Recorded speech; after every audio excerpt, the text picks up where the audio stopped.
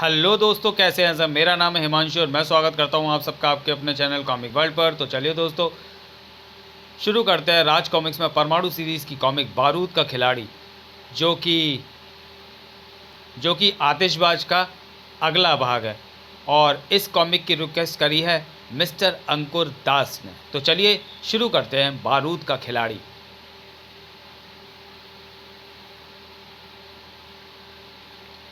देश में अस्थिरता पैदा करके देश को तोड़ने या तनाव बढ़ाने की कोशिशें कुछ लोगों द्वारा हमेशा से की जाती रही हैं।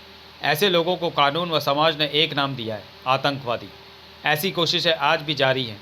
इस बार इस काम का ठेका अजगर पटेल नामक कुख्यात आतंकवादी को मिला था, जिसके पास था आतिशबाज जैसा बारूद का खिलाड़ी।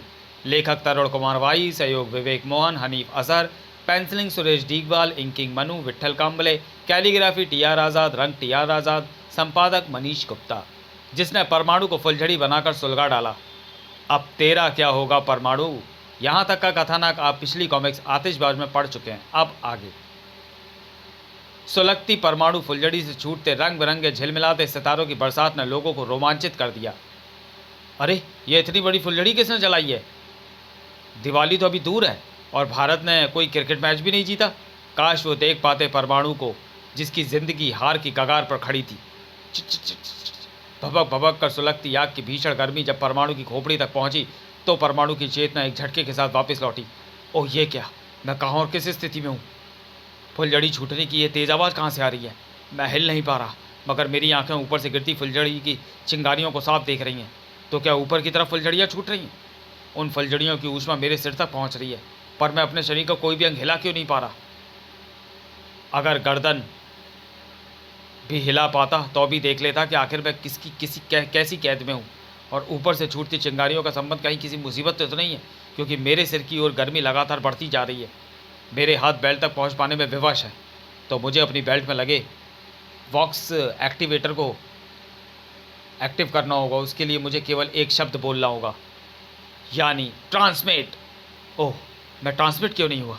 क्या मेरी आवाज़ से वॉइस एक्टिवेटर एक्टिव नहीं हुआ, या फिर मेरी आवाज़ उस तक नहीं पहुंची? और ये गर्मी तो अब जैसे मेरे सिर को झुलसाने लगी है।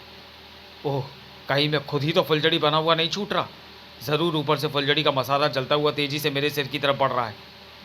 तभी ताप भी बढ़ता जा रहा है। मेरे पूरे जिस्म और आतिशबाज ने शायद फुलझड़ियों में प्रयुक्त होने वाला लेप लगा दिया है। चिड़ चिड़ चिड़ चिड़ चिड़। ये लेप इतना ज्वलनशील होता है कि एक बार आग पकड़ने के बाद पूरा राख होकर ही रहता है। इसी लेप के कारण मेरी आवाज़ बेल तक नहीं पहुंची, जिसके कारण वॉइस एक्टिवेटर एक्टिव नहीं हुआ। आतिशबाज मुझे बहुत खतरनाक स्थिति में छोड़ गया है। इससे पहले कि मैं फुलझड़ी के रूप में जलकर राख हो जाऊं, मुझे फ़ौरन ही कुछ करना होगा।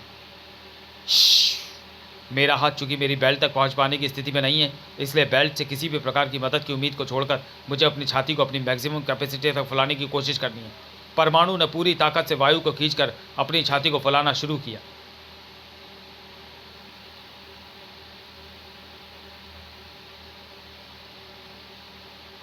व्यक्ति अगर चाहे तो सांस भरकर अपनी छाती को 2 इंच तक फुला सकता है। छाती फुलाने की बार बार की कोशिश का मुझे एक ज़बरदस्त फ़ायदा ये होने वाला है कि मेरे जिस्म चढ़ा लेप चटक जाएगा। अब शायद मेरी चीखने से मेरी आवाज़ इस लेप की चटकी हुई दरारों से होकर वॉइस एक्टिवेटर को एक्टिव कर देगी। अब तो इस लेप के आवरण को मेरे परमाणु ब्लास्ट ही फोड़ डालेंगे। इसलिए मैं उसी मोड को चालू करने की कोशिश करता हूँ। परमाणु ब्लास्ट! दूसरे ही पल फटाक बूम बम! ओह, कोशिश कामयाब हुई, मगर मैं तो रस्सी से बंधा हूँ। इस बंधन से निकलने के लिए मुझे बोलना होगा एक और शब्द, ट्रांसमिट। अब परमाणु आज़ाद हो चुका था। उफ, और कुछ पल मुझे होश ना आता तो मेरा सिर राख के ढेर में बदल गया होता। परमाणु, तुम ये सब क्या है? मेरी मौत की आतिशबाजी, जिसे मैंने फुस से कर दिया। परमाणु ने क्या कहा, तुम कुछ समझे? इतना समझदार होता तो इंस्पेक्टर ना होता। मुझ पर आया खतरा तो टल गया, मगर एक ही बात समझ में नहीं आई कि ऐसी विकट स्थिति में आने से पहले ही प्रोबोट ने फ्यूजन चैम्बर से मुझे ट्रांसमिट क्यों नहीं किया। उसी समय आखिर मैंने अचानक जनरेटर सेट में आई खराबी को दूर कर लिया, जिसके कारण फ्यूजन चैम्बर को बिजली फेल हो गई थी और मेरा परमाणु और दिल्ली से लिंक टूट गया था।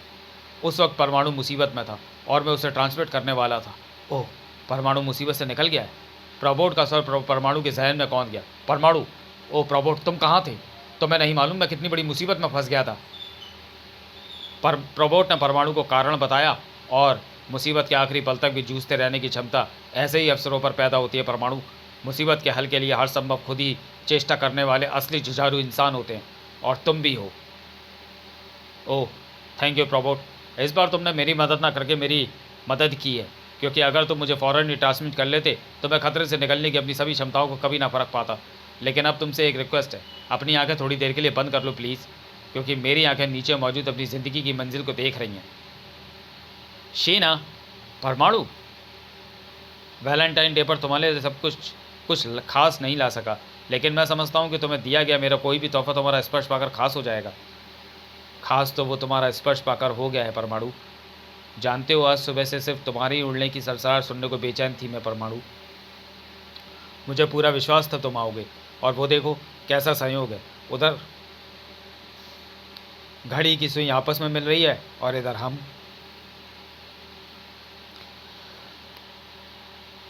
परमाणु, अगर आज तुम्हारा सहारा न मिलता तो शीना कब की ख़त्म हो गई होती। अपनों के बिना जीना कितना दुष्कर होता है ना। ओह, लगता है अपना अतीत याद आ गया है तुम्हें।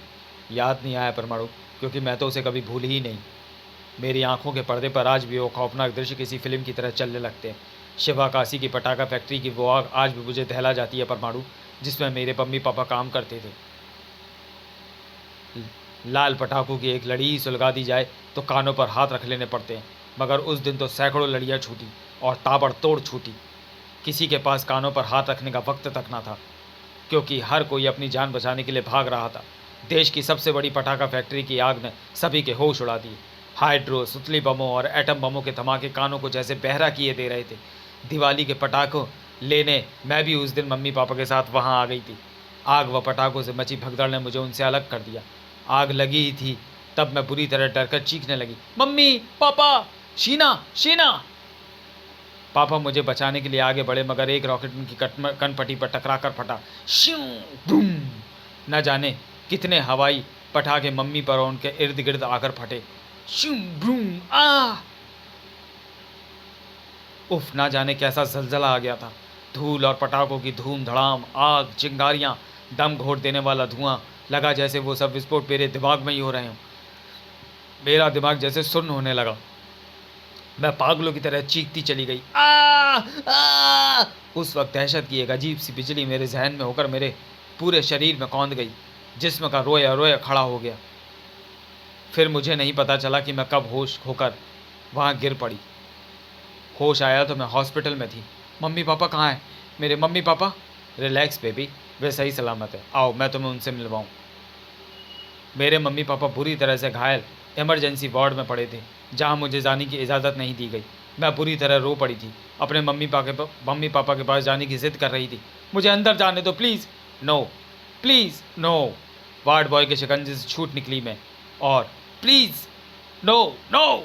तब न जाने कैसे फूट पड़ी ग्लूकोज की वह बोतल। वार्ड बॉय मेरी तरफ लपका। कहर भरी निगाहों से मैंने उसकी तरफ देखा ही था कि उसकी आंखों के सामने हवा में एक भीषण विस्फोट हुआ। न जाने कैसे हुए थे वे विस्फोट। फिर अपने मम्मी पापा को जब मैं मिली तो मुझे पता चला कि वे ज़िंदा तो ज़रूर बच गए थे, लेकिन उनकी ये ज़िंदगी मौत से भी बदतर थी। धमाकों और सदमों ने उनके मस्तिष्क पर ऐसा आघात डाला था कि वे अपने सुनने और बोलने की क्षमता ही खो बैठे थे। उधर मम्मी पापा का इलाज चल रहा था और इधर धमाकों की उस खौफनाक रात के प्रभाव ने मेरी प्रशासन और पुलिस की भी नींद उड़ा दी थी, क्योंकि मुझ में अपनी सोच के बल पर कहीं भी विस्फोट कर देने की अद्भुत क्षमता आ गई थी।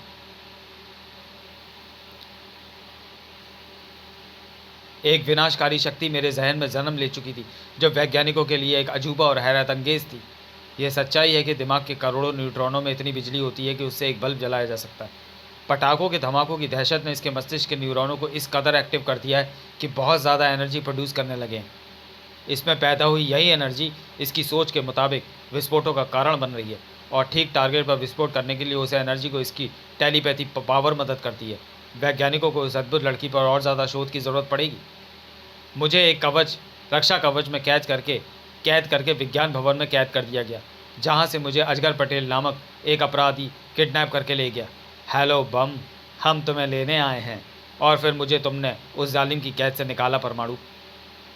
शीना की आंखें उस वक्त आंसुओं से भरी थी। मम्मी पापा अस्पताल में थे और मुझे वैज्ञानिकों ने बम के रूप में कैद कर लिया था। उसके बाद से मुझे आज तक भी अपने मम्मी पापा की कोई खबर नहीं। पता नहीं वह ज़िंदा भी होंगे या नहीं। इस तरह से निराश नहीं होते सीना। ज़िंदगी में सुख दुख रेल की पटरी की तरह साथ साथ चलते हैं, और पहिया पहिए पटरियां बदलते भी रहते हैं। जिस दिन तुम्हारी ज़िंदगी गाड़ी ने पटरी बदली, खुशियां तुम्हारे कदम चूमेगी। हो सकता है वो खुशियां तुम्हें तुम्हारे मम्मी पापा के रूप में मिलें। अब ज़रा हंसो और मुझे यह मौका दो कि मैं तुम्हें निरुलाज में आइसक्रीम खिलाकर इस दिन की खुशियां बांट सकूं।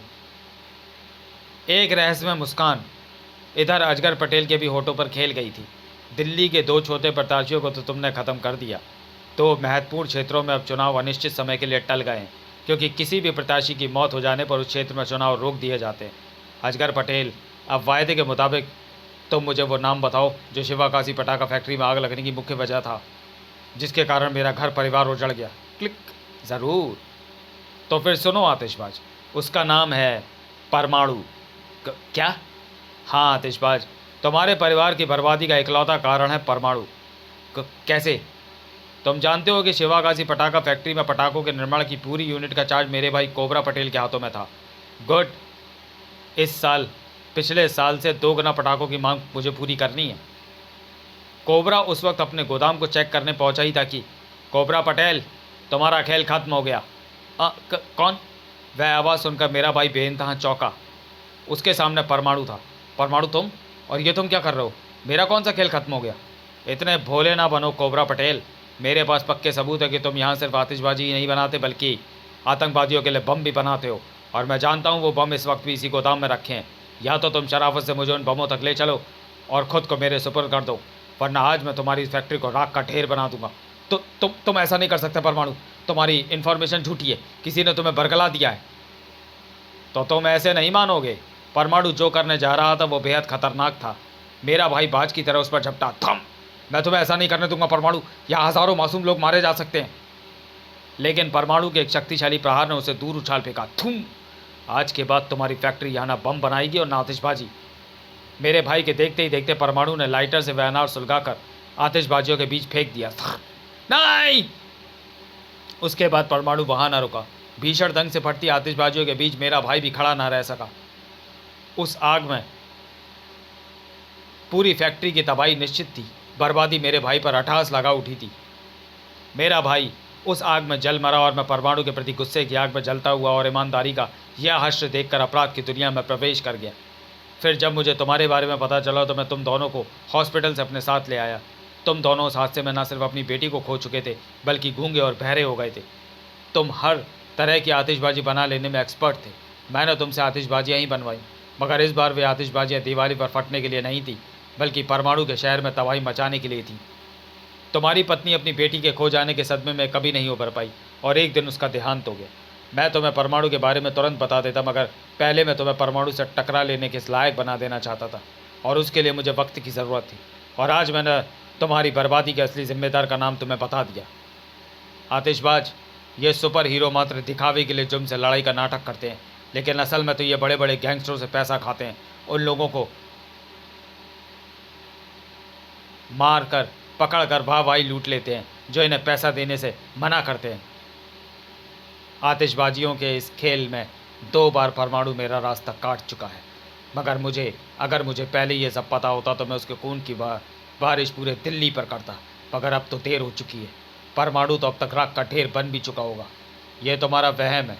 तुमने उसे फुलझड़ी की आग में फंसाया तो था, मगर परमाणु तुम्हारी लगाई आग से बच चुका है। ये तो मेरे लिए खुशखबरी है।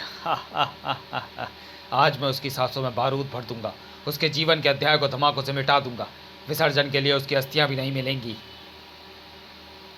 तो फिर तुम अगला पासा दिल्ली के पूर्वी क्षेत्र के एक छोटे प्रत्याशी हिम्मतलाल आशावादी पर फेंको। ऐसा कोहराम मचाओ कि परमाणु को वहाँ नहीं पड़े, क्योंकि इससे मेरा काम भी हो जाएगा और जब परमाणु वहाँ मचे कोहराम को ख़त्म करने आएगा तो शायद मुझे इससे आगे कहने की ज़रूरत नहीं। क्यों? ऐसा ही होगा, ऐसा ही होगा। शेर पूरी तरह से अजगर पटेल नाम के उस शिकारी के फंदे में फंस चुका था। ऐसा होना भी चाहिए, वरना इतनी बड़ी कहानी गढ़ने का मुझे क्या लाभ। इधर कोई वोटों के लिए वायदों का जाल फेंककर वोटरों को फंसाने की कोशिश कर रहा था। आशा ही जीवन है, इसलिए मैंने पत्नी भी आशा नाम की ढूंढी और अपने नाम के आगे भी आशावादी लगा लिया। तो भाइयों, अगर मैं जीत गया तो सड़क पर सड़क बनवा दूंगा, हर घर के बाहर नालियां बनवा दूंगा, हर एक के लिए घर बनवा दूंगा, हर गली में बिजली के लिए ट्रांसफार्मर लगवा दूंगा, हर मोहल्ले में एक स्विमिंग पूल बनवा दूंगा, चारों ओर खुशहाली ला दूंगा। तो भाइयों याद रखो, मोहर लगेगी मोर पर, और तभी अरे ये क्या हो रहा है? ये तो आतिशबाजी हो रही है, ये तो हमारे प्रोग्राम में नहीं थी। बेचारे काश जान पाते कि ये आतिशबाजी तो किसी और के प्रोग्राम का हिस्सा है। नेता आशावादी, ये तेरी मौत की आतिशबाजी है। मेरी मौत की आतिशबाजी? यह ज़रूर किसी बड़े नेता की साजिश है जो कि नहीं चाहता कि मैं चुनाव में खड़ा होकर जीत जाऊं। पानी, लेकिन ये क्या? पानी की बोतल मुंह के पास पहुंचते एक हल्के धमाके के साथ फट गई, फचाक। मुझे चुनाव में नहीं खड़ा होना, मैं अपना नाम इलेक्शन से वापस लेता हूँ। अरे रुकिए नेताजी, आप हमारी सुरक्षा में हैं। मगर आशावादी तो गोली की तरह अपनी कार में समा चुका था। नेताजी मुझे तो अंदर आने दो, मैं ड्राइवर हूँ, कार मैं खुद चला लूंगा, तू ब्लू लाइन से घर चला जाइयो। कार बंदूक से निकली गोली की तरह दौड़ी, मगर उसी वक्त ओह, कार के हैंडल से चिंगारियां कैसी छूट रही हैं। अंदर भी वही होने वाला था। ओह ये क्या, स्टीयरिंग से चिंगारियां उड़ने लगी। जल गए मेरे हाथ, जल गए, मैं भी जल गया। आओ बचाओ, आग, मेरे कपड़ों में आग लग जाएगी। चलती कार में तुझे कौन बचाएगा? अबे कार रोक। दरवाजे के हैंडल पर भी चिंगारियां छूट रही हैं। आ ओह ये क्या, कार के ब्रेक, एक्सीलेटर और क्लच के पैडलों से भी चिंगारियां छूटने लगी। तू गया आशावादी, तेरे बचने की अब कोई आशा नहीं, आशा बन गई निराशा। मैंने कार पर एक ऐसा स्प्रे छोड़ दिया है जो हाथ पाँव या तेज़ हवा के घर्षण से जलकर तेज़ चिंगारियां फेंकता है, और अब यह चटर मटर की तरह धीरे धीरे जलकर कार के लोहे को मोम की तरह पिघला देगा। देखते ही देखते संपूर्ण कार सड़क पर चलती फिरती चिड़चिड़ाती आतिशबाजी बन गई और उसकी बॉडी पिघलने लगी। बचाओ बचाओ! ऐसे अफसरों पर मदद के लिए जो हाथ सबसे पहले उठते हैं वो परमाणु के होते हैं। ओह, लाल बत्ती लगी वो वीआईपी कार, और उससे छूटती ज़बरदस्त चिंगारियां जिसके कारण कार पिघली जा रही है। ये दोनों बातें एक ही बात की तरफ संकेत कर रही हैं कि आतिशबाज ने एक और शिकार फंसा लिया है। पता नहीं वो जिंदा है या नहीं। सबसे पहले भागी जाती इस कार को मैं परमाणु रस्सी के प्रयोग से रोकूंगा। इससे कार ज़बरदस्त झटका ज़रूर खाएगी, मगर रुक जाएगी। और कार से छूटती ये चिंगारियाँ स्पार्क ग्लाइडर से छूटती चिंगारियों जितनी शक्तिशाली नहीं है। ये चिंगारियाँ मेरी एस्बेस्टस की पोशाक के कारण मुझ पर ज़्यादा असर नहीं कर रही। अब मैं आसानी से दरवाज़ा खोल दूंगा। अरे पर अंदर तो कोई नहीं है, मैं कार की सीट के नीचे हूँ। परमाणु आशावादी को सीट के नीचे से निकाल कर उड़ा। परमाणु, उसकी बॉडी पिघल रही थी, इसलिए मैं सीट के नीचे घुस गया था। ये बात किसी से मत कहना, वरना कोई मुझे वोट नहीं देगा। परमाणु मेरी आग बुझाओ। वही कर रहा हूँ। ओह, अब मैं बच जाऊंगा। परमाणु, मुझे जल्दी से उड़कर हॉस्पिटल पहुंचा दो। घबराओ नहीं, हॉस्पिटल ज़्यादा दूर नहीं है। ओह, निराशा आशा में बदल गई। अब मैं हंसते हुए बेहोश हो सकता हूँ। लेकिन ओह माय गॉड, एक नई मुसीबत। परमाणु सामने क्या देखकर बुरी तरह से चौंक पड़ा। इस हैरत अंगेज आतिशी कॉमिक का अगला व अंतिम भाग पढ़ना ना भूलें, हर घर बारूद। तो चलिए दोस्तों, वीडियो को यहीं समाप्त करते हैं और मिलते हैं परमाणु सीरीज़ और इस कॉमिक के अगले भाग हर घर बारूद में। ओ गॉड, अब क्या होगा? बन चुका है हर घर बारूद, वंडरमैन परमाणु का रोमांचक कॉमिक। तो चलिए दोस्तों, मिलते हैं हर घर बारूद में अगले वीडियो में। तब तक के लिए धन्यवाद।